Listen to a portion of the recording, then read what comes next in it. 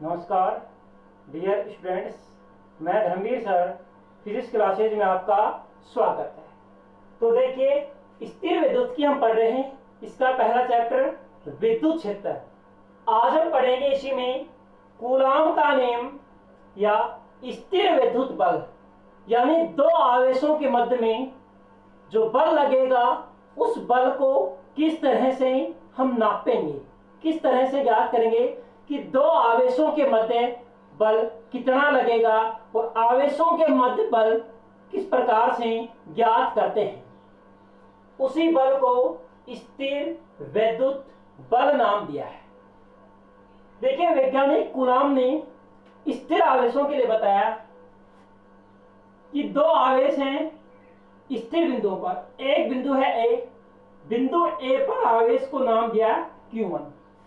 इस बिंदु ए से r दूरी पर एक बिंदु B है और उस बिंदु B पर आवेश है Q2।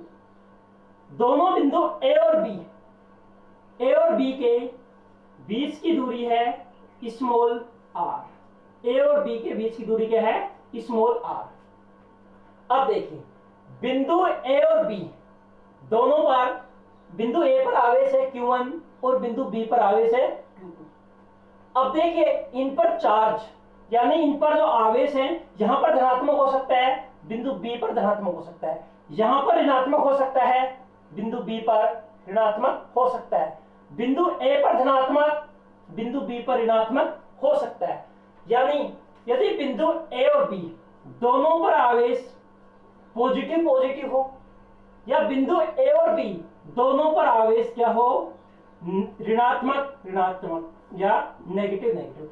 अब देखिए, एक स्थिति में बिंदु A और B पर आवेश धनात्मक धनात्मक हो सकता है, दूसरी स्थिति में बिंदु A और B पर आवेश ऋणात्मक ऋणात्मक हो सकता है।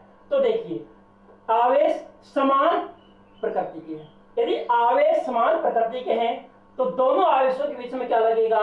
प्रतिकर्षण बल लगेगा। क्या लगेगा? प्रतिकर्षण। अब देखिए, स्थिति यह भी हो सकती है कि बिंदु A पर आवेश क्या हो? धनात्मक और बिंदु B पर आवेश ऋणात्मक। यह भी हो सकता है बिंदु A पर तो ऋणात्मक और बिंदु B पर क्या हो? धनात्मक। अब देखिए, यदि बिंदु A पर धनात्मक है और बिंदु B पर ऋणात्मक है, या बिंदु A पर ऋणात्मक है और बिंदु B पर क्या है? धनात्मक, तो दोनों आवेशों के बीच में बल लगेगा, आकर्षण बल लगेगा। दोनों आवेशों के बीच में आकर्षण बल लगेगा। अब देखिए, दोनों आवेशों के बीच में आकर्षण बल भी हो सकता है या प्रतिकर्षण बल भी हो सकता है। दोनों आवेशों के बीच में आकर्षण बल भी हो सकता है, प्रतिकर्षण बल भी हो सकता है। यह निर्भर करता है बिंदु A और B पर आवेश कैसे हैं, धनात्मक है या ऋणात्मक है। अब देखिए, इन दोनों बिंदु A और B पर जो आवेश रखे हैं, इनके मध्य बल लग रहे हैं आकर्षण प्रतिकर्षण। इसी बल को स्थिर विद्युत बल कहा गया, यानी विद्युत बल कहा गया। अब देखिए, यदि इनके बीच में क्या है? दोनों पर समान आवेश है, तो ये दोनों क्या करेंगे? एक दूसरे पर प्रतिकर्षण बल लगाएंगे। एक दूसरे पर क्या लगाएंगे? प्रतिकर्षण बल लगाएंगे। और यदि इन पर चार्ज इस प्रकार से हैं, एक पर धनात्मक दूसरे पर ऋणात्मक, एक पर ऋणात्मक दूसरे पर धनात्मक, तो इनके बीच में आकर्षण बल होगा और आकर्षण बल कुछ इस प्रकार से लगेगा। अब देखिए, बलों के डायरेक्शन की बात तो हम कूलाम के नियम का जब सदिश निरूपण पढ़ेंगे वहां पर पढ़ेंगे। अब देखिए, यहां पर सदिश निरूपण की आवश्यकता नहीं है, तो मैंने इसको सदिश निरूपण को यहां पर मिटा दिया है। अब देखिए, फिलहाल तो हमें यह निकालना है कि दो आवेशों के मध्य में जो बल लगता है, विद्युत बल लगता है, उस विद्युत बल का मान हम कैसे ज्ञात करते हैं। तो देखिए, कूलाम ने बताया कि दो आवेशों के बीच में जो विद्युत बल लग रहा है, कौन सा विद्युत बल? वो प्रतिकर्षण भी हो सकता है और आकर्षण भी आकर्षण का भी हो सकता है। तो देखिए, बल का मान, यानी दो स्थिर बिंदु आवेशों के मध्य बल का मान दोनों आवेशों के परिमाण कौन कौन से हो गए? Q1 और Q2 इनके समानुपाती हो गया।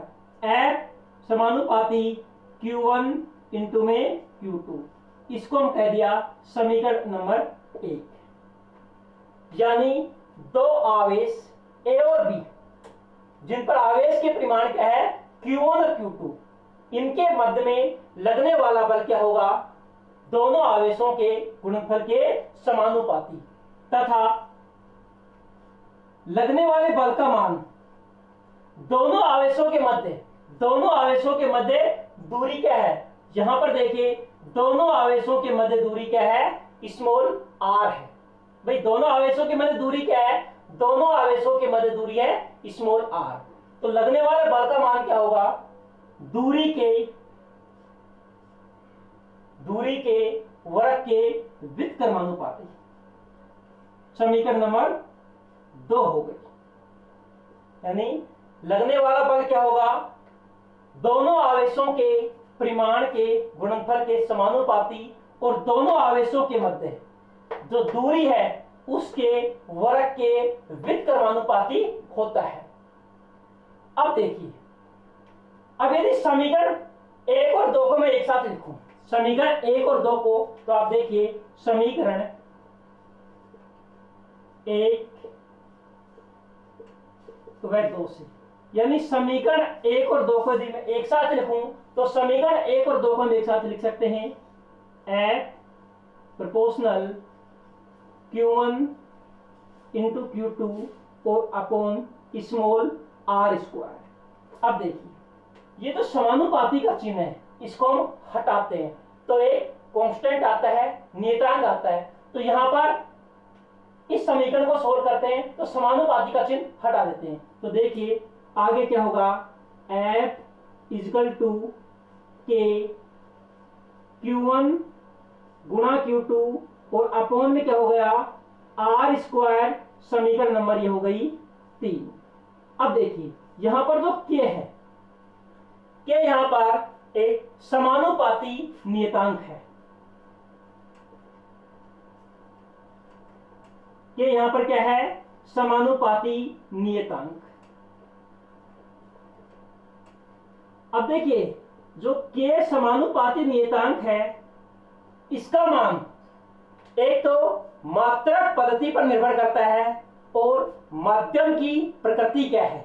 माध्यम की प्रकृति का मतलब जो बिंदु A और B के मध्य में कौन सा माध्यम है, इनके मध्य में हवा है, निर्वात है, कांच रखा हुआ है, अभ्रक रखा हुआ है, या कोई धातु का माध्यम या कोई कुचालक माध्यम बन रखा है, वो माध्यम की प्रकृति। अब देखिए, अब हम समानुपाती जो नियतांक है, समानुपाती नियतांक k का मान ज्ञात करेंगे। देखिए समानुपाती नियतांक जो k है वो दो बातों पर निर्भर करता है। एक तो मात्रक पद्धति क्या होगी, किस मात्रक पद्धति में हम k का मान ज्ञात कर रहे हैं, और एक है माध्यम। तो यहां से देखिए k की निर्भरता, यानी जो समानुपाती नियतांक है k की निर्भरता।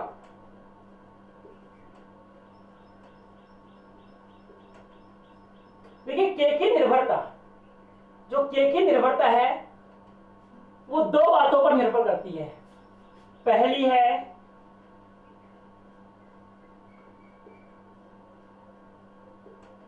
मात्रक पद्धति और दूसरी है माध्यम।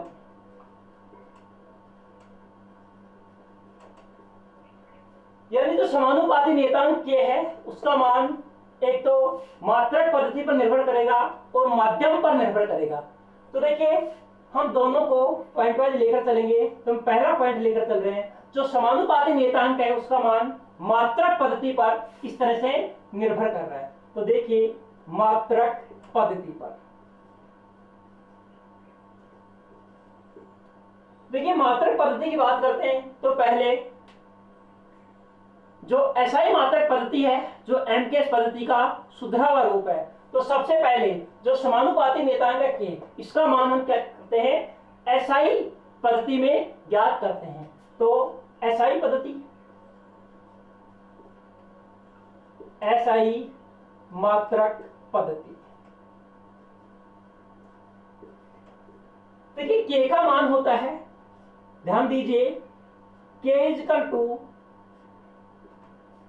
1/4 पाई एप्सिलॉन नॉट। अब देखिए यह आपके लिए नई चीज है, यह आपके लिए नई चीज है। देखिए इसको क्या बोलते हैं, इस तरह का इसका साइन बनाते हैं, ये नीचे 0, तो इसको कहते हैं एप्सिलॉन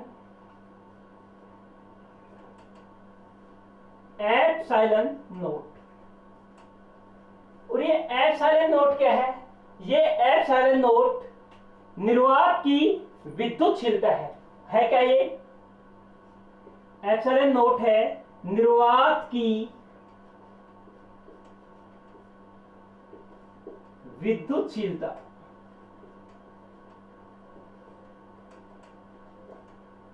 एप्सिलॉन नोट क्या है, निर्वात की विद्युतशीलता है। और देखिए एप्सिलॉन नोट का मान होता है, epsilon naught is equal to 8.85 into 10⁻⁻12।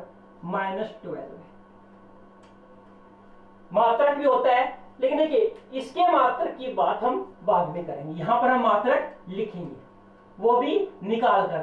फिलहाल मात्रक की जगह छोड़ देते हैं। देखिए मात्रक निकाल कर लिखेंगे, यहां पर ध्यान दीजिए, यहां पर हम इसका मात्रक जो निर्वात की विद्युतशीलता है या एप्सिलॉन नोट है, इसका मात्रक हम निकाल कर लिखेंगे, फिलहाल उसको छोड़ दिया।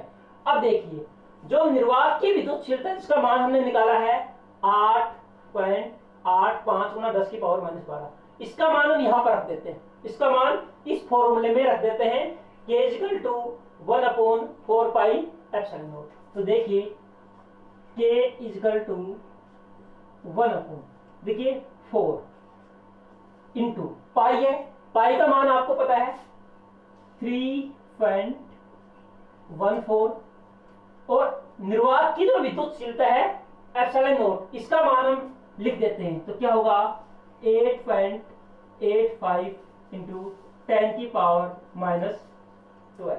अब देखिए यदि आप इसका गुणा भाग करेंगे तो इसका मान आ जाएगा 9 गुणा 10⁻9। यदि आप इसका गुणा भाग करेंगे तो मान क्या जाएगा 9 गुणा 10⁻9। अब देखिए पहले हम ये जो k लिखा हुआ है जिसका मान क्या है 9 गुणा 10⁻9, इसका मात्रक निकालेंगे, इसका मात्रक निकालेंगे। तो देखिए इसका मात्रक हम समीकरण 3 की सहायता से निकाल सकते हैं, इसका मात्रक हम समीकरण 3 की सहायता से निकाल सकते हैं। तो आप यहां ध्यान दीजिए, मैं समीकरण 3 की सहायता से, जो समीकरण नंबर 3 है उसकी सहायता से इसका मान निकाल रहा हूं। तो क्या होगा इसका मान, देखिए समीकरण 3 का उपयोग करते हुए, तो मैं यही लिख रहा हूं समीकरण 3 से, समीकरण 3 का उपयोग करते, समीकरण 3 क्या है, समीकरण 3 है F equal to K Q1 Q2 और अपोन में क्या है R स्क्वायर। अब आप देखिए यहां से मैं क्या लिख सकता हूं, यहां से मैं लिख सकता हूं इसका वज्र गुणा कर दूंगा और इसको पक्षांतर वगैरह कर दूं, तो K का मान मैं यहां से लिख सकता हूं K इक्वल टू क्या आ जाएगा, K इक्वल टू आ जाएगा F इंटू R स्क्वायर और अपोन में हो जाएगा Q1 इंटू Q2। समझ रहे हैं ना। ठीक है, समीकरण 3 में हमने क्या कर लिया, इस K का मान ज्ञात कर लिया, तो R स्क्वायर को F के साथ गुणा कर दिया और इनके नीचे क्या लिख दिया Q1 इंटू Q2। अब आप देखिए K का मात्रक क्या होगा, देखिए यहां पर बल है, बल का मात्रक क्या होता है, बल का मात्रक होता है न्यूटन, तो सिंबल क्या कर दिया capital N into R square है, यानी R स्क्वायर दोनों आवेशों के बीच की क्या है दूरी है, R स्क्वायर दोनों आवेशों के बीच की दूरी है, तो दूरी का मात्रक क्या होता है मीटर, तो यहां पर क्या जाएगा इंटू में मीटर स्क्वायर।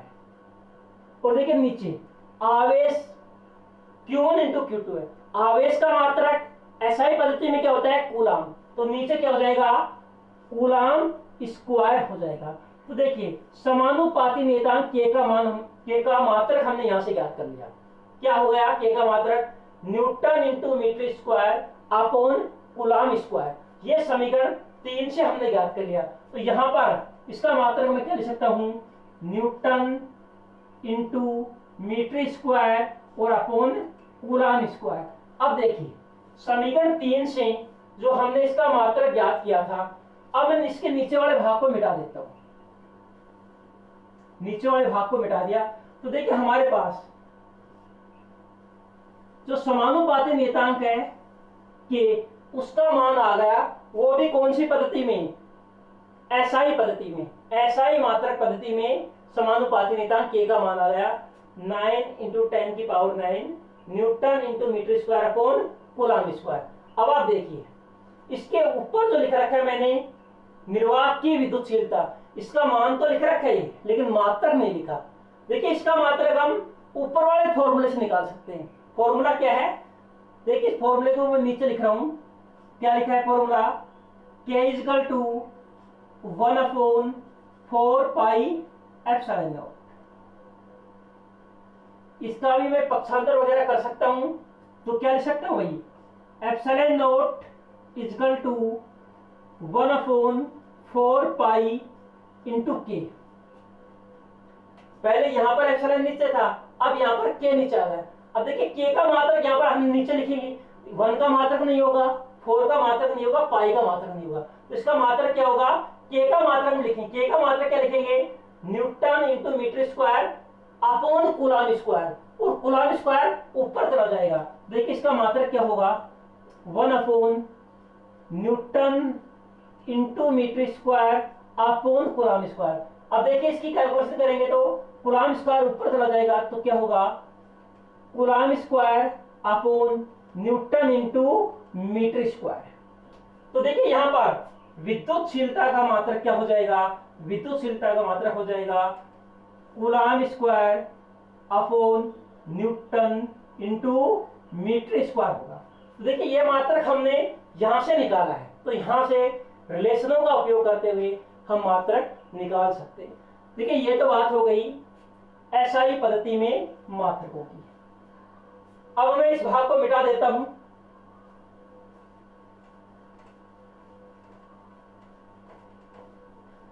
अब देखिए जो आवेशों के मध्य विद्युत बल है, वहां पर जो समानुपाती नियतांक है के, देखिए के का मान हमने एसआई मात्रक पद्धति में निकाल लिया। अब के का मान हम सीजीएस पद्धति में भी निकालते हैं। तो देखिए सीजीएस मात्रक यानी जो समानुपाती नियतांक है या सीजीएस मात्रक पद्धति, सीजीएस मात्रक पद्धति में समानुपाती जो नियतांक के का मान क्या होगा, तो देखिए फॉर्मूला तो यही होगा, K equal to 1 upon 4 pi epsilon naught. इसका मान जो समानुपाती नियतांक, इसका मान एसआई मात्रक पद्धति में क्या था, 9 इंटू 10 की power 9 newton into metre square और अपॉन कूलम्ब स्क्वायर। अब देखिए जो समानुपाती नियतांक के है, इसके मान को हम सीजीएस पद्धति में बदल रहे हैं, तो मान क्या होगा। इससे पहले कुछ रिलेशंस मैं आपको याद दिलाना चाहता हूं। तो देखिए आपने पढ़ा होगा 1 न्यूटन जो बल होता है, 1 न्यूटन बल किसके बराबर होता है, 10 की पावर 5 डाइन के बराबर होता है। न्यूटन बल का एसआई मात्रक है, डाइन बल का सीजीएस मात्रक है। और 1 कूलम्ब, जब आपने आवेश के मात्रक पढ़े थे तब ये रिलेशन पढ़ा था कि 1 कूलम्ब क्या होता है, 1 कूलम्ब इक्वल टू 3 गुणा 10 की पावर 9 स्टेट कूलम्ब।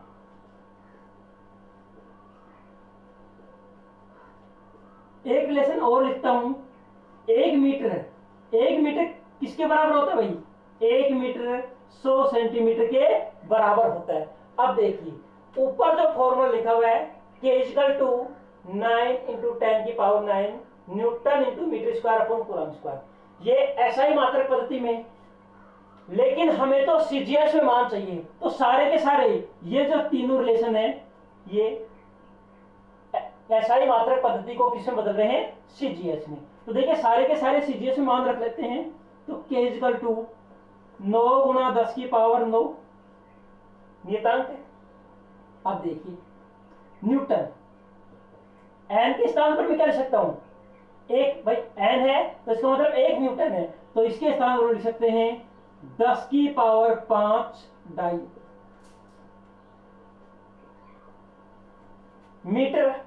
1 मीटर के बराबर 100 सेंटीमीटर। तो क्या लिख सकते हैं? 100 गुणा 100 सेंटीमीटर स्क्वायर। अब देखिए कूलाम स्क्वायर, तो 1 कूलाम किसके बराबर है? 3 गुणा 10 की पावर 9 स्टेट कूलाम के बराबर है। तो मैं क्या लिख सकता हूं? 3 गुणा 10 की पावर 9 इंटू, ब्रैकेट में लिख देता हूं इनको अलग अलग, 3 गुणा 10 की पावर 9। और देखिए इसकी मात्रा की बात करते हैं तो क्या हो जाएगा? स्टेट कूलाम स्टेट कूलाम का स्क्वायर। अब देखिए नीचे 3 इंटू 3 है, तो 3 इंटू 3 से ही 9 कैंसिल हो जाएगा। अब देखिए 10 की पावर 9 से ही 10 की पावर 9 कैंसिल हो। अब देखिए नीचे रहेगी 10 की पावर 9। अब देखिए यहां पर 10 की पावर 5 यहां पर है और 100 यहां पर है, 100 यहां पर है, तो 10 की पावर 4 हो गई 5। तो देखिए ये इसको क्या हो जाएगी? कैंसिल आउट कर देगी। तो k का मान क्या होगा? k का मान हमारे पास क्या होगा? 1 होगा। सीजीएस में मात्रक हम लिख सकते हैं dyne centimetre square upon state coulomb का स्क्वायर। तो ये k का मान किसमें हो गया? सीजीएस मात्रक पद्धति में हमारा k का मान हो गया।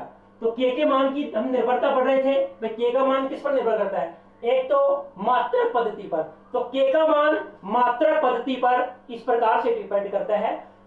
एसआई पद्धति में समानुपाती नियतांक k का मान क्या होगा? 9 गुणा 10 की power 9 newton into metre square upon coulomb square. और सीजीएस पद्धति में k का मान 1 निकल कर आता है। अब देखिए हमने k की निर्भरता मात्रक प्रणाली पर पढ़ी है, अब आगे पढ़ेंगे k की निर्भरता माध्यम पर। तो देखिए जो समानुपाती नियतांक k है वो किसी माध्यम पर किस प्रकार से निर्भर करता है। देखिए यहां पर माध्यम का मतलब है जो दो स्थिर आवेश हैं उनके बीच में जो विद्युत बल लग रहा है वो विद्युत बल कितना लग रहा है, या उस विद्युत बल की परमिशन कितनी मिल रही है लगने की, इस विद्युत बल की परमिशन कितनी लग रही। अब देखिए हम पढ़ रहे हैं k की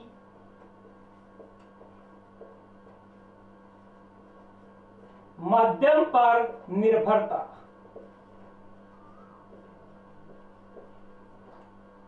k की माध्यम पर निर्भरता। अब देखिए जो इक्वेशन नंबर 3 थी, इक्वेशन तो हमने मिटा दी, इक्वेशन 3 ये थी, दो आवेशों के बीच में लगने वाला बल F equal to K Q1 into Q2 upon में R स्क्वायर। ये हमारी समीकरण नंबर 3 थी। K का मान हमने क्या लिखा था? K equal to 1 upon 4 pi epsilon. Epsilon naught क्या है? मध्यम की विद्युतशीलता है। तो हम क्या लिख सकते हैं? F इक्वल टू K का मान 1 अपॉन 4 पाई एप्सिलॉन। तो क्या हो जाएगा? 1 upon 4 pi epsilon note Q1 into Q2 और अपॉन में क्या हो जाएगा? R स्क्वायर समीकरण 4।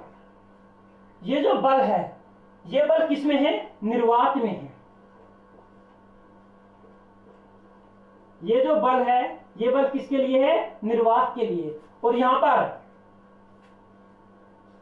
जो एप्सिलॉन नोट है वो एप्सिलॉन नोट क्या है? निर्वात की विद्युतशीलता है। एप्सिलॉन नोट क्या है? निर्वात की विद्युतशीलता।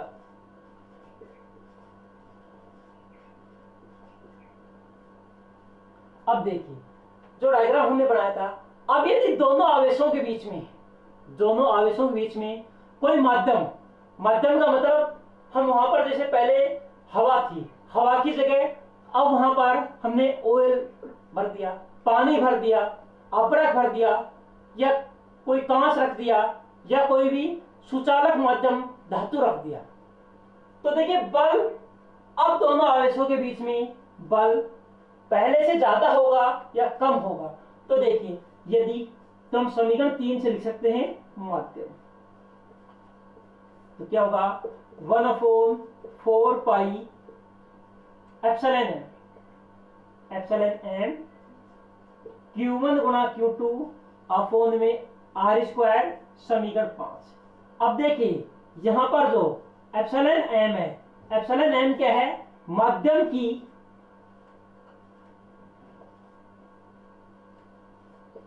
विद्युतशीलता, माध्यम की विद्युतशीलता। समीकरण 5 किनके मध्य बल है, यदि दो आवेशों के बीच में हमने माध्यम भर रखा है तो माध्यम रखने से आवेशों के मध्य बल है। यहां पर एप्सिलॉन m क्या है, माध्यम की विद्युतशीलता है। अब देखिए हम क्या करते हैं, समीकरण 4 में समीकरण 5 का भाग लगा देते हैं। समीकरण नंबर 4 में क्या करते हैं, समीकरण 5 का भाग लगा देते हैं। तो देखिए समीकरण जो 4 है उसमें समीकरण 5 का भाग दे रहे हैं, तो किस प्रकार से लिख सकते हैं, F निर्वात, यानी निर्वात में बल F निर्वात अपॉन F माध्यम। पहले समीकरण 4 क्या लिखेंगे, ऊपर 1/4 pi epsilon not Q1 into Q2 और अपॉन में R²। समीकरण 5 का भाग दे रहे हैं 1/4 pi epsilon n Q1 into Q2 upon में R²। देखिए कुछ राशि कटेंगी, 1/4 पाई से 1/4 पाई कट गया, आवेश Q1 इंटू Q2 बराबर है और दूरी भी क्या है, एक समान है। तो हमारे पास क्या बचेगा, F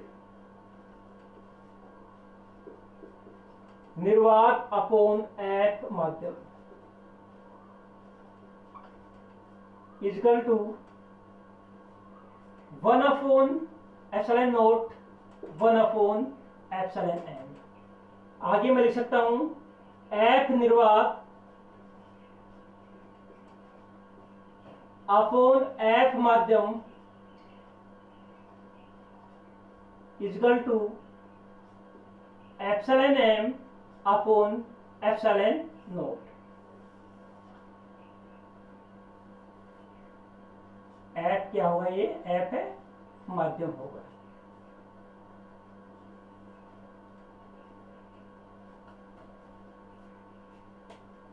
तो देखिए F माध्यम, अब F निर्वात अपॉन F माध्यम, और इनका जो अनुपात है किसका, epsilon m upon epsilon not, यानी माध्यम में विद्युतशीलता अपॉन निर्वात में विद्युतशीलता। तो ये आगे रिलेशन हो जाएगा F निर्वात अपॉन F माध्यम